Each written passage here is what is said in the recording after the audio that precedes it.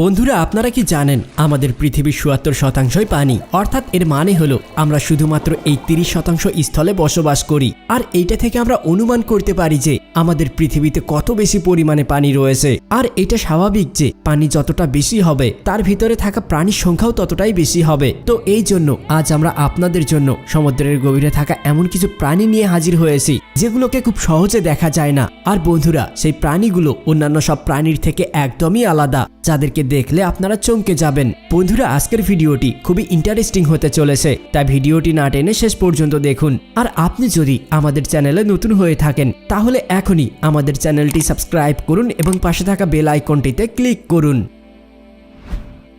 Number 9, humphead parrotfish.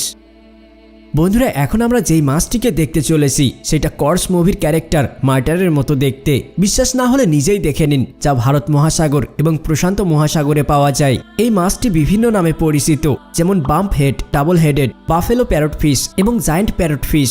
এই অদ্ভুত দেখতে মুখ খুবই শক্তিশালী হয়, এত শক্তিশালী হয় যে সে তার মুখ দিয়ে পাথর পর্যন্ত ভাঙতে পারে। এবার আপনারা এই মাছটির দাঁত দেখুন, যা খুবই ধারালো, আর এদের দাঁত দেখতে মানুষের মতো হয়। এই মাছ সবসময় দল বেঁধে চলাচল করে, আর একটি দলে ১০০টিরও বেশি হাম্পহেড প্যারটফিশ থাকে। এই মাছ এত শক্তিশালী হওয়ার পরেও এরা মানুষের কোনো ক্ষতি করে না। আর আপনারা এইটা ভেবে এই মাছকে দেখতে তার কাছে যাবেন না, তাহলে হয়তো বড় কোনো ভুল হয়ে যাবে।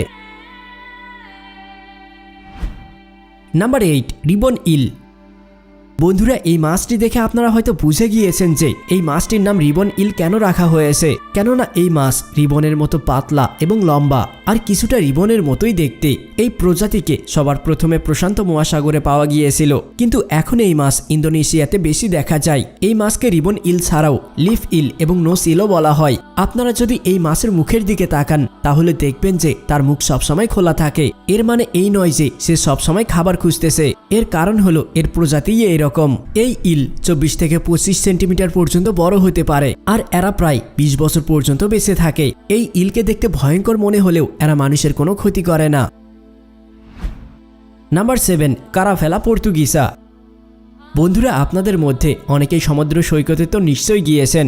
সেখানে অনেক সময় আবর্জনা পড়ে থাকতে দেখা যায়, আর সেগুলোর মধ্যে বেশিরভাগ প্লাস্টিকের জিনিসপত্র থাকে, যা একদমই ভালো কথা নয়। কিন্তু এমনটা নয় যে সমুদ্রে পড়ে থাকা সব জিনিসই প্লাস্টিক হবে। কখনো কখনো এই প্রাণীটিও পড়ে থাকতে পারে। এইটাকে দেখে একদম প্লাস্টিক ভাববেন না, এটা দেখতে তো কোনো বেলুনের মতো, কিন্তু এইটা সমুদ্রের একটি প্রাণী, যাকে পর্তুগিজ ম্যান অফ ওয়ার বলা হয়।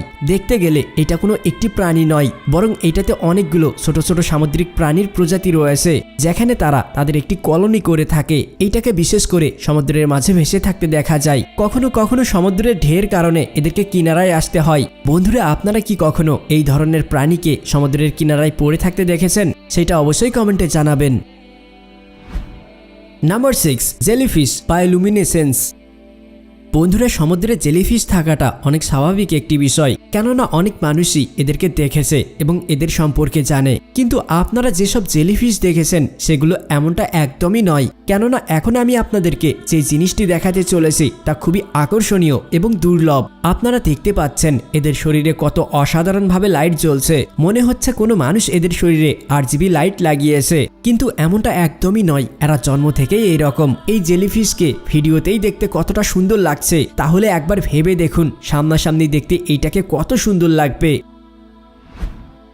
Number 5, Christmas tree warm. বন্ধুরা, আমি কোনো সত্যিকারের ক্রিসমাস ট্রির কথা বলছি না, কেননা এটা একটি সামুদ্রিক প্রাণী যা গ্রীষ্মল্যান্ড মহাসাগরে পাওয়া যায়। এটাকে দেখতে একদম ক্রিসমাস ট্রির মতো লাগে, এই জন্য এটার নাম ক্রিসমাস ট্রি ওয়ার্ম রাখা হয়েছে। এই প্রাণীকে সমুদ্রের গভীরে পাওয়া যায়, যেখানে তাদেরকে আলাদা আলাদা রঙের দেখা যায়। আর এই প্রাণীগুলো দেখতে খুবই আকর্ষণীয়। অনেক মানুষ এদের কলোনি দেখার জন্য সমুদ্রের গভীরে যায়, কিন্তু কাছে যাওয়ার পর এই ট্রি নিজেকে পাথরের গর্তে ঢুকে নেয় আর হঠাৎ অদৃশ্য হয়ে যায়। কিন্তু তারপরেও কিছু মানুষ এদেরকে ট্যাঙ্কে রেখে বাড়িতেই পালন করে। ক্রিসমাসের দিনগুলোতে এদেরকে দেখতে খুবই সুন্দর লাগে। Number 4, feather starfish.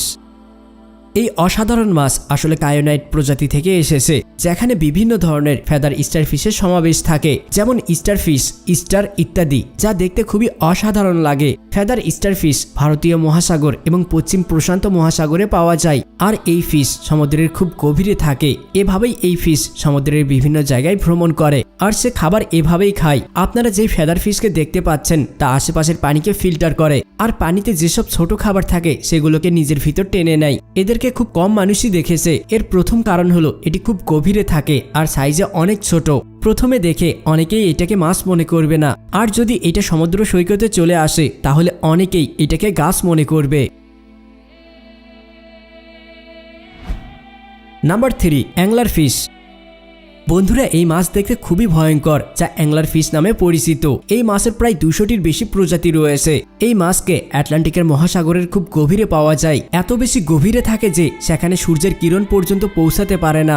এই মাছের মাথায় অদ্ভুত ধরনের একটি জিনিস থাকে, আর এই জিনিসটিকে সে ফিশিং রডের মতো করে ব্যবহার করে, যাকে লুর বলা হয়। শুধু তাই না, এই জিনিসটি অন্ধকারে বাতির মতো জ্বলে। আর মজার বিষয় হলো এটা শুধুমাত্র মহিলা মাছেরই থাকে। পুরুষ মাছ অনেক ছোট আকারের হয় আর এত ভয়ঙ্করও হয় না। কিন্তু এই মাছ দেখতে যতটা ভয়ঙ্কর, বাস্তবে সে তার থেকেও বেশি ভয়ঙ্কর। এই মাছ তার থেকেও দ্বিগুণ বড় প্রাণীকে শিকার করতে পারে। সত্যি এটা খুবই বিপজ্জনক মাছ। বন্ধুরা, এইরকম মাছ কি এর আগে আপনারা দেখেছেন? সেটা অবশ্যই কমেন্টে জানাবেন। Number 2, giant Japanese spider crab.